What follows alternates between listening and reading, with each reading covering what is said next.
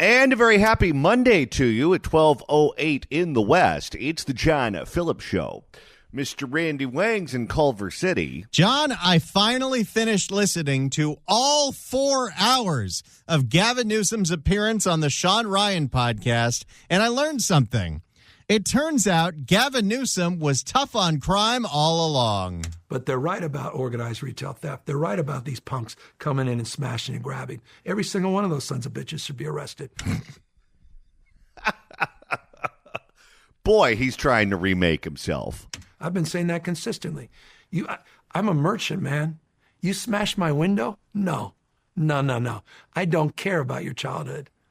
I care about my damn deductible and my insurance rates. Okay, he's the guy that opposed Prop 36. Yep.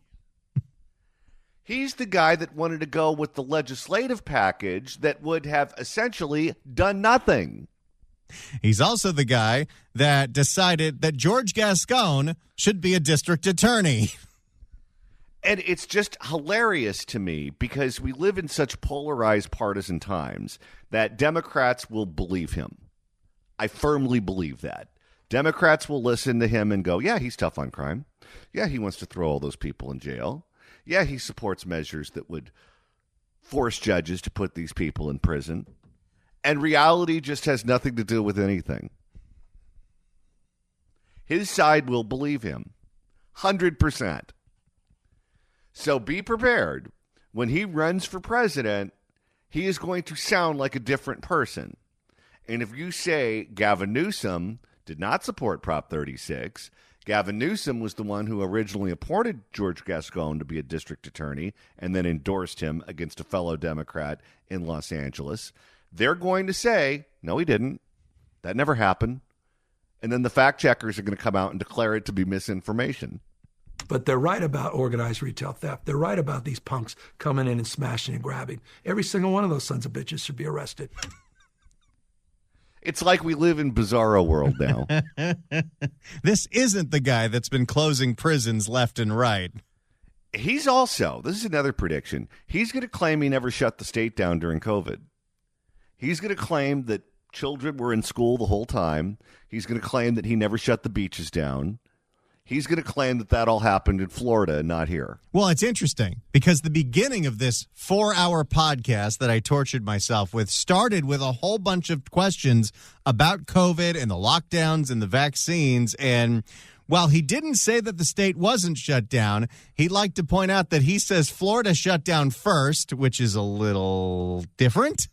But he also claims that all of the things he did were because he listened to the Trump administration. Which in a certain aspect can be true if he was listening to Fauci.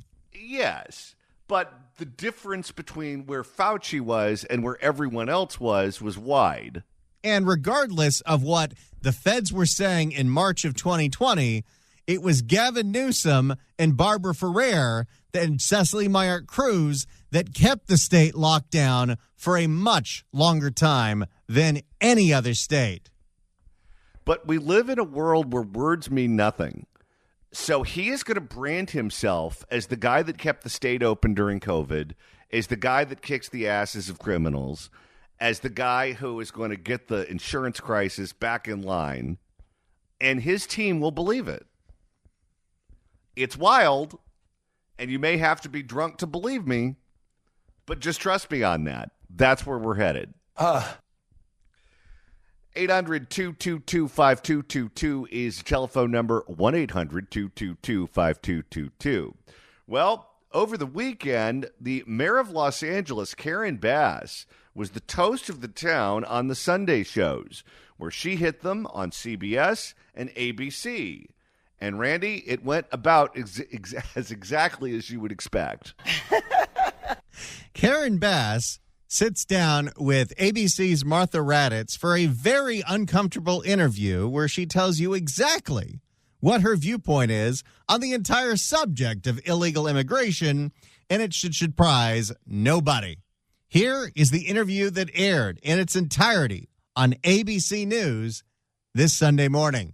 Los Angeles Mayor Karen Bass has been on the front lines as her city has faced the Trump administration's immigration crackdown. I spoke to Mayor Bass at a restaurant in a predominantly Latino neighborhood in East L.A., and we began our conversation. This is the new thing. Gavin did that presser in Bell. Look how empty it is. This is all the feds' fault. And then he called Bell beautiful. Well, why not? He called MacArthur Park beautiful, too. And we began our conversation with how she says ICE enforcement has sent shockwaves through her city. Los Angeles is a city of immigrants. 3.8 million people, and about 50% of our population is Latino. And so when the raid started, fear spread. The masked men in unmarked cars, You mean like that fake kidnapping? Yeah, how about that one? You tweeted about it. How about an update? in unmarked cars, no license plate, no real uniforms, jumping out of cars with rifles and snatching people off the street, leading a lot of people to think maybe kidnappings were taking place. Including a fake one. You notice she doesn't talk too much about that one. No. And those details that she just provided were basically blow by blow what the liar came up with. How do you have masked men who then say, well, we are federal officials with no identification? Well, you know what the administration will say to that. They'll say they're in danger, that there have been threats, that there has been doxing, and that that's the reason they have the masks on, and that they say there is some ID. Well, let me just tell you, we have a Los Angeles Police Department that has to deal with crime in this city every single day. Yeah, but you don't have many local electeds calling for violence against the LAPD. No, and if you want to talk about the LAPD, just talk to any rank-and-file officer and ask them what they think about you and your leadership. I have, and guess what? It's not pretty. It was interesting. The local head of border control went on with Alex Michelson on Friday, and he straight up said, have you noticed that Karen Bass nor Gavin Newsom didn't say a damn thing about the vice mayor of Cudahy calling for gangs to attack my people? Yeah, where were they when that happened? Well, let me just tell you, we have a Los Angeles Police Department that has to deal with crime in this city every single day, and they're not masked. They stay here. The masked men parachute in, stay here for a while, and leave. And so you enter a profession like policing, like law enforcement? I'm sorry, I don't think you have a right. Okay, here is the deal. If you want to cooperate with ICE and you want to allow them in the jails and the prisons, they will show up in business suits. They will look like business people who are there executing an immigration hold. But because you don't do that, they have to go out in the community where it's dangerous and pick them up there. You could solve this problem real easily if you wanted to. To have a mask and snatch people off the street. You have gotten about half of the National Guard are now leaving, but that leaves... Well, she didn't have anything to do with that. No, she has no jurisdiction over them. But that leaves... She also likes to think that she cleared everyone out of MacArthur Park. She did not. Boy, she's delusional. But that leaves 2,000, 2,500 still here? None of the National Guard needs to be here. There is nothing happening in our city now. There's no protests going on. And when they were assigned here, their mission was to guard 2 buildings. Why do you need 4,000 troops for 2 buildings? They've had to leave their families, their jobs, their education. For what? So that they could participate in performance art? Because that's what was going on here. One of the things you talked Here's about... what would have happened, by the way, had they not been here. Those quote-unquote protesters would have destroyed those buildings, and then she and Gavin Newsom would have just claimed it never happened. One of the things you talk about is why now? Why did they do it? Why did they raid MacArthur Park? You became a sanctuary city right after Donald Trump was elected. So do you believe that is one of the reasons your city is being targeted? No, I really don't. Because No, that has nothing to do with it. What are you talking about? Is she really that dense? She has a certain viewpoint that she thinks makes her look good for this story. And maybe it does specifically in the city of Los Angeles, but this is a national interview, And it's not making our city look very good. No, it doesn't make the city look good, and it doesn't make her look good. But your point is taken. She's doing what Gavin's doing. It's good enough for Democrats who voted for her, and that's all she cares about at this point. No, I really don't, because our policies have been in place actually 45 years. What we did a few months ago was updating a policy, but it wasn't a brand new policy. And frankly, these policies exist all over the country. Actually, if you heard those city council meetings, you had people like Nithya Raman saying, well, we need to do this because you got to understand, even with Special Order 40, the immigrant community was afraid to call the police. But it wasn't a brand new policy, and frankly, these policies got so close. Halfway there. But it wasn't a brand new policy, and frankly, these policies exist all over the country. You had several days of pretty serious protests, and I think when you look at the images from that, yes, from those protests, there was clearly some violence. Yes, there was peaceful protests, but there was clearly Really, she just said the other day in that presser there were no riots. Yeah. Maxine Waters went on TV and said anyone who says there was violence going on is lying to you. They were throwing rocks at police officers. There was a Molotov cocktail. They would throw concrete bottles at police officers. And that was terrible. And don't forget what they did to the Waymos. I know there's no people in them, but eventually that AI is going to develop feelings and they're going to come after us. They're going to be responsible for the robots killing us all. And that was terrible. And I certainly called for any level of violence for people to be held accountable. How's that going, by the way? Is this the first time she's acknowledged that there was violence going on? She likes to downplay. There was just an itty-teeny little tiny little bit of violence in just 2 square blocks of L.A. And L.A.'s a 500-mile city. Welcome to reality, Karen. If they were arrested, they needed to be held accountable to the full extent of the law. It did not warrant military intervention. It did not warrant the Marines coming into our city with basically no real mission, but just to show a force. Los Angeles is Well, what exactly are the feds supposed to do when the nonprofits that are funded by Los Angeles taxpayer dollars are calling for violence against those officials for doing their job? Well, you just have to keep in mind, she is a political radical. And from the point of view of a political radical, when there's a protest, there's just a certain amount of violence that's baked into the cake. And that's just part of people exercising their First Amendment. You can't expect them not to do that. So wink, wink, nod, nod, we'll book you and release you, and that's quote-unquote accountability, and then you can go back to burning the Waymos, because that's just part of a protest. That's basically her worldview. Los Angeles is 500 square miles. Here we go. Let's downplay it.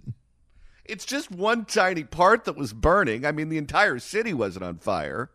The disturbances took place in maybe 2 square miles. Where are those troops? What are they? You mean the 2 square miles where you had to have 5 days of curfews because people kept setting things on fire and started looting businesses? Oh, yeah, those 3 days. We're just getting started, Johnny. There's still 5 minutes left of this embarrassment of an interview. And Randy, it's Monday. I know a lot of people are taking their summer vacations. Maybe you were out last week. If you want to find out what you missed out on, that's easy to do. All you got to do is search for The John Phillips Show wherever you get your podcast, whether it's the Apple Podcast app, iHeart, Spotify. Search for The John Phillips Show. Hit subscribe. You can download all the episodes. Hell yeah. You could do a Google on the YouTube. You can get one of our apps, that free KABC app, the free KSFO app. Easy way to listen live to our radio stations and download all the podcasts. And here's the thing. It doesn't matter what day of the week it is. It could be a Monday, it could be a Friday, a Saturday, or a Sunday.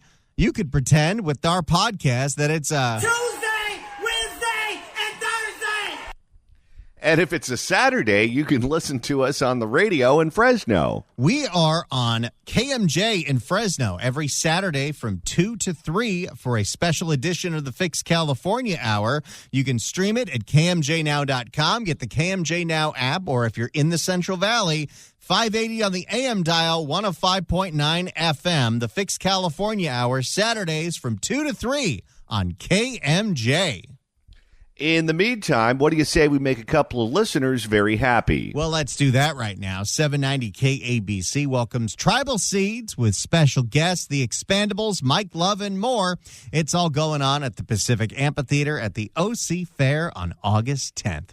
It's part of the Toyota Summer Concert Series. Tickets are on sale now at packamp.com. But right now, caller number 9 at 1-888-790-5222 gets a pair of tickets to the show.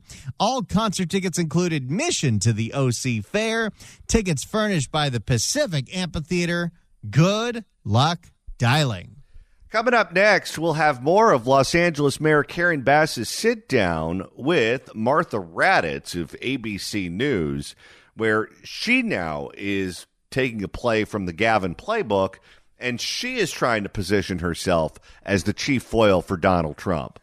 It may not work to help rehabilitate her image nationally, but it could be good enough to do so in Los Angeles, where she's running for re-election. If you'd like to email the show, you can do so at johnnydon'tlikeshow@gmail.com. That's johnnydon'tlikeshow@gmail.com. And Randy, you're monitoring the mailbag. Rick writes in at johnnydon'tlikeshow@gmail.com. Subject line, Bass the ass. It's not only that she's dense, she thinks that we are. She should take her 16th trip to Cuba and stay there this time. Well, she's a big fan of El Presidente. Let's go back to Karen Bass's sit-down interview in downtown Los Angeles that aired on national television with ABC News' Martha Radditz. Los Angeles is 500 square miles. The disturbances took place in maybe 2 square miles. Why does that matter? Because she's trying to downplay it. She believes, again, that a certain amount of violence is baked into the cake, and because the violence was in one small geographic area, that everything was fine. Because what do you expect? A protest without violence? Come on. This is L.A. That's like saying the Palisades fires weren't a big deal because it was only one small part of the city of Los Angeles. Well, you could say that about basically anything. When the Northridge earthquake hit, it didn't kill everyone who lived here. It didn't destroy all public infrastructure, so it wasn't that big of a deal.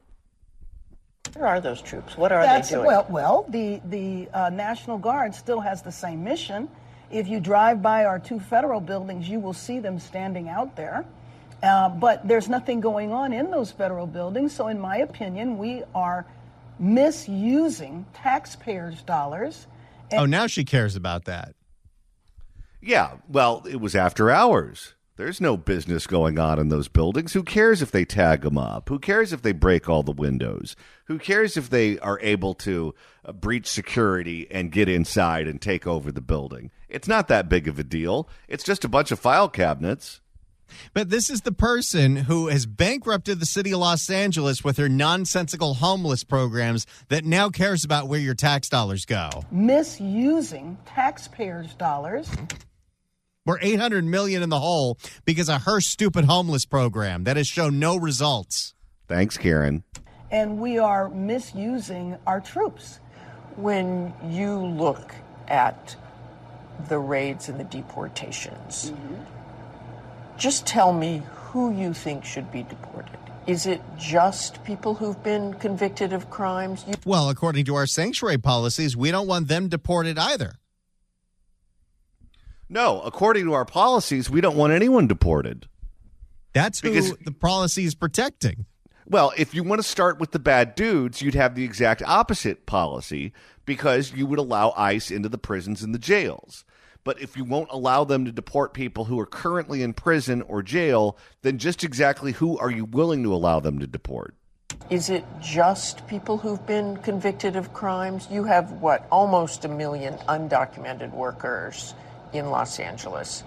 What should happen to those people? Was that 1/10 of the county's population? Something like that. What should happen to those people? So let me just say that because we are a city of immigrants, we have entire sectors of our economy that are dependent on immigrant labor. But we're not talking about immigration. We're talking about illegal immigration, and you're not supposed to hire those people. Get with the program, Karen. We have to get the fire areas rebuilt. We're not going to get our city rebuilt without immigrant labor. And it's not. This is the same crew that constantly talks about, well, the reason it's so expensive to build here is we have to hire union labor. And now we're talking about the only way that we're going to rebuild is if we hire illegal aliens to do all the construction. But that's basically what she thinks. And when you push any of them far enough, that's what they say. Well, who's going to clean your toilets? Well, who's going to pick your crops? Well, who's going to clean your hotel rooms? They are fine with a slave class of people here, provided they benefit from it in some way. And they feel like they benefit from it personally through the job performances I just described. And then also they feel like they're going to benefit from their votes or the votes of their children, whatever the case may be. We have to get the fire areas rebuilt. We're not going to get our city rebuilt without immigrant labor. And it's not just the deportation. It's the fear that sets in when raids occur, when people are snatched off the street. And I know you are aware that even people who are here legally, even people who are U.S. citizens have been detained. Were they deported, though?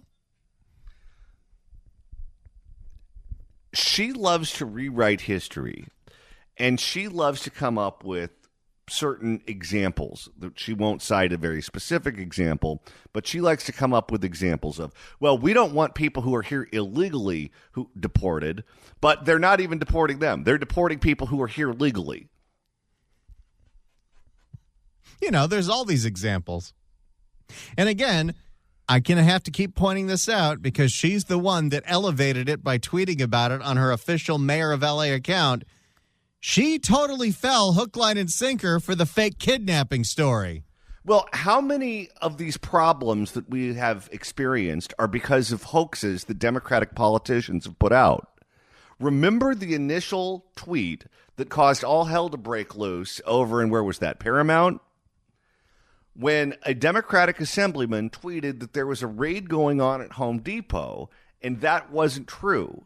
What was going on was ICE had an office next to the Home Depot, and they were getting ready to go raid some criminals somewhere else. But that tweet went viral, and that's when they started throwing bricks at the cops. That was the Molotov cocktail.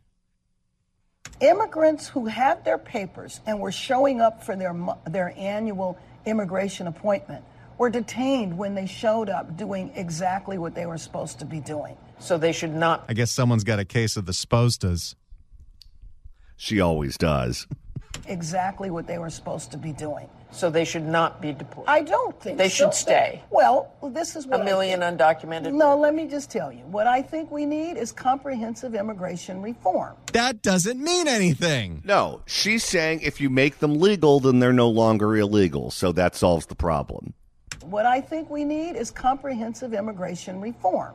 Then you should go to Congress and try to get the... Oh, wait, you left Congress to do this stupid job. You could have stayed there had you wanted to.